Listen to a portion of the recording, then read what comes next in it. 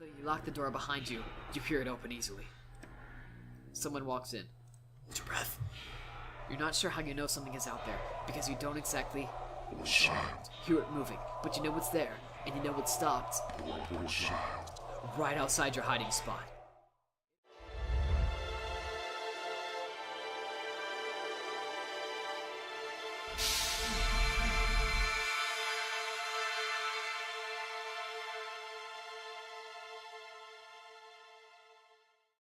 Hey everybody, what's up? I'm OrangeGuy507 and welcome to The Uncle Who Works for Nintendo.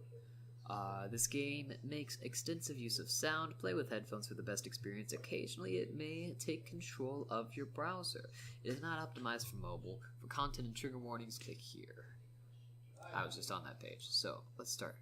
You are 11 years old. What is your best friend's name? Sarah. Your best friend, Sarah, has invited you to a sleepover at her house this weekend. You've been great friends since first grade, so asking your mom is basically only a formality. Oh. You've never confirmed this, but you suspect the babysitter may charge extra when there are two kids. You sometimes feel staying somewhere else is the only way you can help out. Interesting, I'm such a nice kid. Your best friend Sarah invited you to a sleepover. Okay, only a formality. On Friday night, you're home for only a few hours. Long enough to pack, get in a fight with your younger sister, pack some more, and watch some TV. At 6 sharp, you're standing on the sidewalk outside Sarah's house while your mom idles in her car nearby. She leans out the window to you. You behave yourself, okay? She says, as always. I'll be at work, but if anything happens, you call me. Yes, Mom. I'll pick you up tomorrow at 3, she says, again, as usual. But then she pauses, looking up at the sky, which has been overcast throughout the day. If you play outside, she adds, be careful, it's probably gonna rain. Rain drops. Kiss Mom goodbye, because it's probably the last time I'm ever gonna see her, because I'm gonna die. In Sarah's house. For some reason, I don't know. I play Nintendo to death. After you part, your mom drives down the street, disappearing around the corner. You turn back to Sarah's house, the lights inside are glowing warmly. You can see Sarah waving at you from her bedroom on the 2nd floor. Head inside. It's 6 p.m. Okay. Oh. Sarah's mom meets you just inside. Hello, she says. Dinner will be ready in a few minutes, but you can drop stuff off in the den. You and Sarah are camping out there tonight. Cool! You drop your sleeping and overnight bags in the corner of the den and then pause to take a look around. Behind the couch, a grandfather clock is ticking softly. Through a set of patio doors on the far side of the room, you can see a sky is just as gray as when you left your mom. Framed pictures line the walls, and over the dark fireplace hangs a monstrous pair of antlers from a buck that Sarah's dad shot years ago. Wow, okay. And of course, there's a big screen TV. That's the most important right there. Sometimes it makes you uncomfortable how much nicer Sarah's house is than yours. Anyway, you drop your sleeping and overnight bags in the corner of the den and then pause to take a look around. Behind the couch, a grandfather clock is ticking softly. Through a set of patio doors on the far side of the room, you can see a sky is just as gray. Oh, I was just here. And of course there's a big screen TV. Sarah entered the room while you weren't paying attention, and she now stands in the doorway smiling expectantly. You ready for dinner? Yeah! Dinner passes quickly. Tonight's meal is spaghetti and meatballs, one of Sarah's favorite meals, as her mother points out while piling a helping on your plate. Sarah's father cracks a beer and jovially interrogates you about how much trouble you and Sarah are getting into at school. Dessert is heaping bowls of ice cream drizzled in chocolate sauce. You can't even finish yours. Wait, that wasn't a beer at all. It's a glass of lemonade. Why would you think it was beer? Sarah's father doesn't drink alcohol. You're quite certain of that fact now. You've just remembered. Oh? Well, whatever. Shut up. The grandfather clock in the den chimes. You come along now, says Sarah's mom, smiling from the side of the table. We'll clean up in here. Let's get the TV ready, says Sarah. The two of you leave the dining room and head upstairs. Sarah's room is immense. You stay in the den because the TV is larger there, but there's a sizable one here, flush with the wall opposite of the full-size bed. We'll take the 64 down first, says Sarah, heading towards her TV and opening the entertainment center cabinet. It's her prerogative, of course. She gets to choose what you play first, usually. But as Sarah begins unhooking the cords of the N64 from the TV, I hear sound. Oops.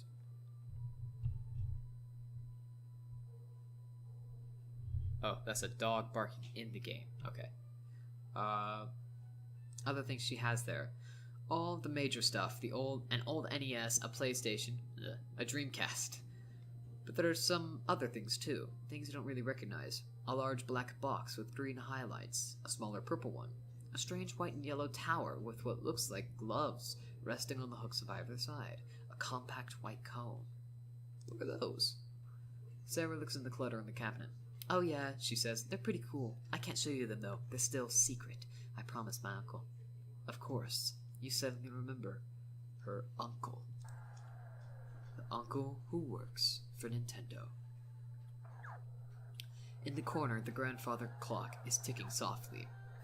Through a nearby set of patio doors, you can see it's getting quite dark. Framed pictures line the walls. The grandfather clock. It's 7 o'clock. Return. Frame pictures. You walk around the perimeter of the den, inspecting the pictures idly. Most of them are family portraits from years past. Sarah, cradled lovingly between her mother and father, or any of the three on their own. A happy, tidy family. Look for pictures of Sarah's uncle. You don't find any. Not one. The only pictures here are of Sarah and of her parents. You don't know why that makes you feel uneasy. Time passes. In the corner, the grandfather clock is ticking softly. The nearby set of patio doors, you can see it's getting quite dark. I'm already here. I'm sorry if I reread some of this stuff. Sarah's parked, playing something on the Nintendo 64. Talk to Sarah about games. Talk about how much you like games. An hour passes. Sarah raises an eyebrow at your remark. What do you like about them? The chance to be a different sort of person. The challenge, solving puzzles and stuff, being a hero in the stories. One of these two. I'll go with different sort of person. Yeah, that's a nice feeling.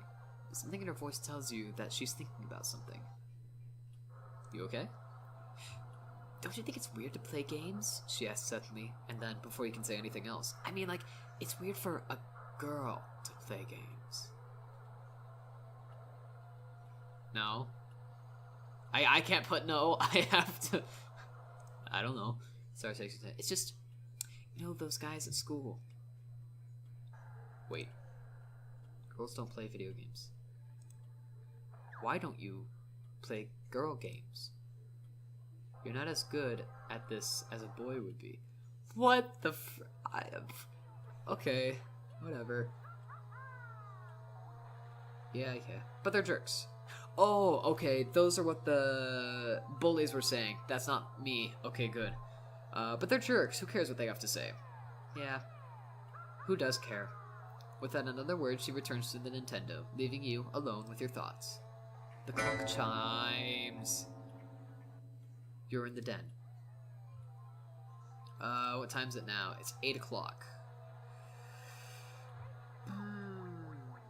Think about Sarah's uncle. I think that's where we need to go. It began with Mew. Okay. You didn't believe her at first. When Sarah came to school one day and told you she had finally caught Mew. Prove it, you said. So she pulled out her Game Boy and showed you. There it was. Mew. The 151st Pokemon, available only to players at promotional events, however, unlocked on Sarah's game. It's really strong, she says. It KOs every enemy in one hit. She demonstrated this claim at recess, when you and some other friends linked Game Boys to do battle. I came just after the Game Boy, okay? I was there when the DS first started coming around. That was me. Anybody else hear that? Okay. You were the first one down. No one else got a single hit on Sarah's Mew. No one else. In a few days, everyone had quit playing Pokemon at recess. The allure had failed. Or the allure had faded. Yeah, the allure had faded. You asked how Sarah managed to get it. Oh, my uncle got this job at Nintendo, says Sarah. You were walking home together, past one of the construction crews. Sarah still lived next to you at the time. There had been a storm not too long ago. Trees were down all over town. Buildings had collapsed. You were standing at an intersection with Sarah as a truck rumbled by, loaded up with ragged tree trunks. What a bad storm. You were walking home together at the time. Wait, this couldn't have been too long ago. When did Sarah move? There was something nice about being neighbors. Oh, my uncle got a job at Nintendo. Oh. He also got me this new Game Boy, said Sarah, pulling it out of her pocket. You hadn't noticed it earlier, but yes. Sarah now had a sleek new Game Boy Color. Until today, she had one of the old ones. A big gray brick, like yours. This one's a special edition, said Sarah. Isn't it cool? You agree. You snap out of your reflections.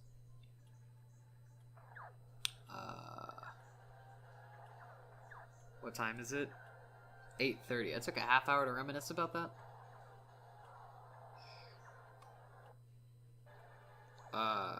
Go to the bathroom. You head to the bathroom down the hall from the den. There's a shower, a linen closet, and a toilet. Use the toilet. You don't have to go right now. Are you done here? Linen closet. It's a linen closet, filled with a large fluffy towels and washcloths. You're not sure why you looked in here. Are you finished? There's a shower. The shower is pristinely clean. Okay. Go back to the den. The clock chimes. I really need to... That happens every time! Oh. Sarah's mother bustles into the room, holding a large ceramic bowl filled with popcorn under her arm. How are you kids doing? She asks. Good, says Sarah, her eyes not moving from the television. I hope you're having fun, says Sarah's mom. Here's some popcorn. Extra butter. She places it on the floor by Sarah. Almost immediately, Sarah shoveling popcorn into her mouth. Intense gamer girl. Meanwhile, her mother smiles at first at her, then back at you. There's soda in the kitchen if you get thirsty, she says, and some pizza from the other night. If you get hungry. Thank you. She looks at Sarah. Your father's gone to bed. I'll be there soon myself. I want you two to keep quiet, alright? Yes, Mom, Sarah says tiredly. Oh, and before I forget, your uncle called. He suddenly has some business here in town tomorrow, and he's driving in early. He'll be here around midnight. Oh, that's why I have the clock. It's no one to frickin' get out. For the first time, Sarah stops playing her game, stops eating popcorn, and turns to look at her mother. Okay, she says. I want you to welcome him in. I want you to welcome him in. He'll be very tired and very hungry, so offer him something to eat before he goes to bed. Okay, Mom. Good night, kids. And with that, she's gone. How long do I have? It's 9 o'clock. Okay, so that's 3 hours. Oh, a bowl of popcorn. Grab a handful of popcorn. It's buttery and delicious. More popcorn. More popcorn. More popcorn! More popcorn! What about the pictures again? Time passes. I should not have done that. Talk to Sarah. Oh. Ask if Sarah thinks this... Oh. So something about the storm here. Do you think the storm will be as bad as the one we had before? I don't know what you're talking about, says Sarah. Don't you remember? Remember what? The storm. It happened a few weeks ago. It was huge. It took down trees. Actually, I forgot until tonight. There was a huge storm a few weeks ago, I think. She shakes her head. If it was important, I'm sure I would have remembered it, she says. You fall silent. What about school? You asked Sarah how she did in the math quiz you had trouble with. She got an A, of course. An hour passes? I remember that time. How can an hour pass just talking about it begins to rain outside? Oh, jeez. I don't... Remember your own Mew? Whoa, I have a Mew? You got your own Mew, eventually. Another friend had a Game Shark, which you borrowed one day. You spent that entire night unlocking every Pokemon you couldn't obtain on your copy of the game or hadn't yet traded for, including Mew. It didn't one-hit KO most enemies. It was incredibly weak, and you shamefully cheated the game further to make it strong enough. It even looked different from Sarah's. Your Mew was small, even cute, standing there with his round, cheerful eyes, but when Sarah's had whipped hers out to everyone in school, it looked completely different. Compact, snarling, fierce. You asked her why. What? That had been here, in the den. Oh, that thing. It had been a while since anybody talked about Pokemon. Well, my uncle got me a special edition Mew. First off, she said, smirking a little, but not looking away from the PlayStation that she was playing.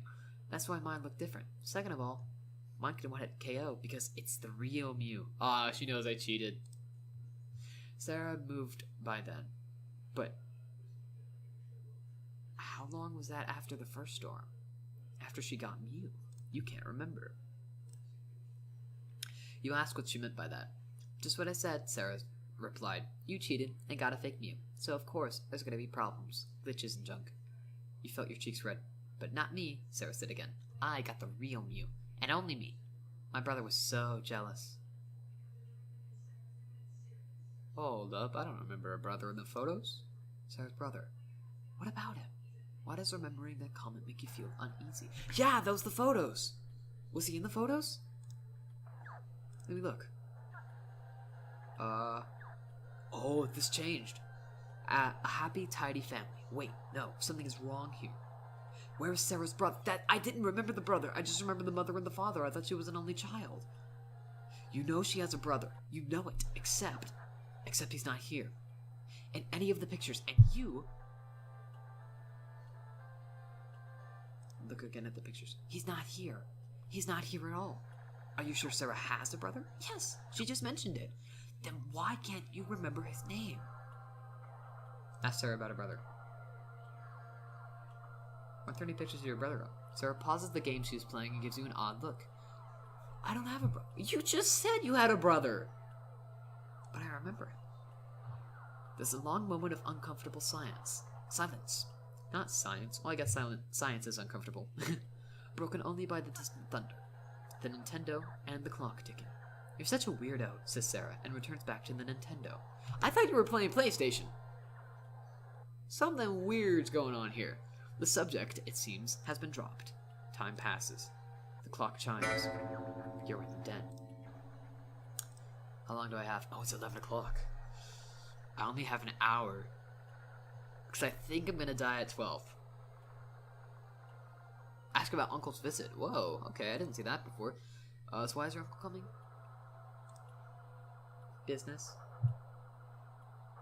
What sort of business? Stuff for Nintendo. Does Nintendo have a lot of business out here? Why else would my uncle be coming? Sarah says, as if you've asked the dumbest question in the world. Well, it's cool I finally get to meet him. Yeah. She agrees. I think you'll like it. What sort of work does your uncle do? She pauses the game and turns towards you, visibly agitated. How should I know? I don't work for them. Right now, she's not quite yelling, but you think if you keep pressing the subject, she might. Sorry, I was just curious.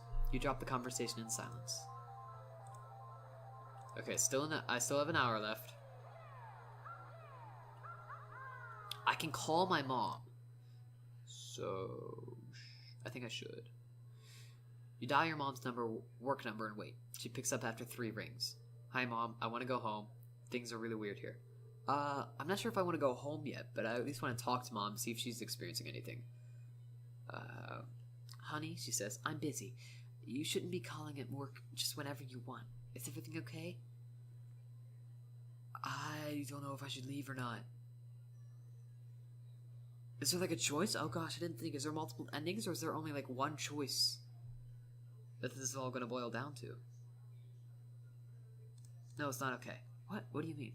I just want to go home. Mom, please. Something in your voice seems to give her pause. Okay, she says, after a moment. I'll call the sitter and tell her to come pick you up. It'll probably be an hour. Is that okay?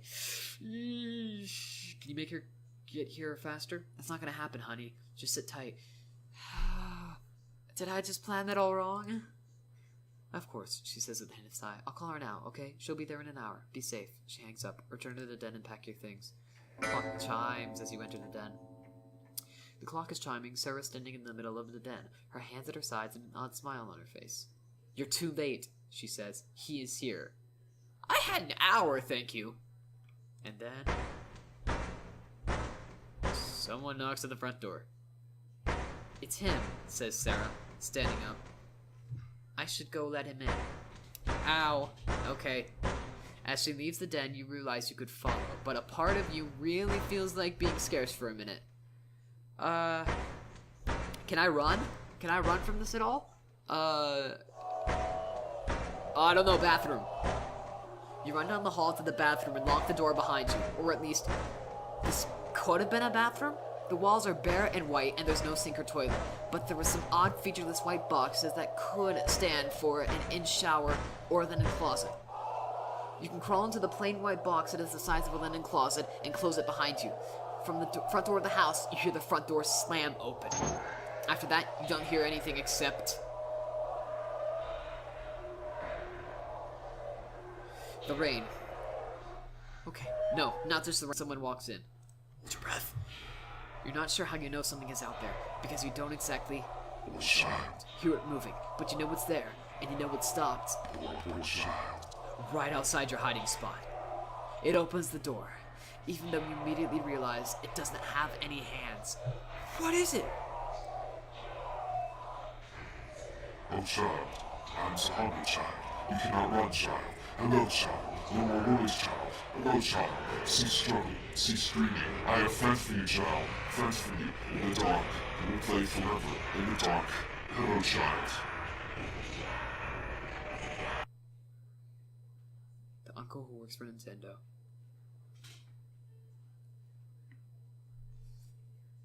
Ow! That actually hurt my ears. What the frick was that? A Twine game by Michael Lutz. Okay, pretty good. Oh, there's 5 endings. Locked, run, locked. What is this? Oh, just play games, take it easy, have a good time, nothing to get freaked out over. Meet your guest at the door. Oh, okay. 3. Yeah, it's definitely weird here. Decide if you don't feel spending the night. Call your mom and ask to be taken home. Be sure you have enough time for the bride to show up. Yeah, that's the thing. I didn't have enough time. Because I had an hour? But no. Some things you don't... some things you remember don't match what you see. Learn what you can. Ask questions. Have a serious talk. Don't be mean, but still. Get out of there. Okay. So I'm just gonna pause for a quick second. Okay, everybody. That was an experience, I guess you could say.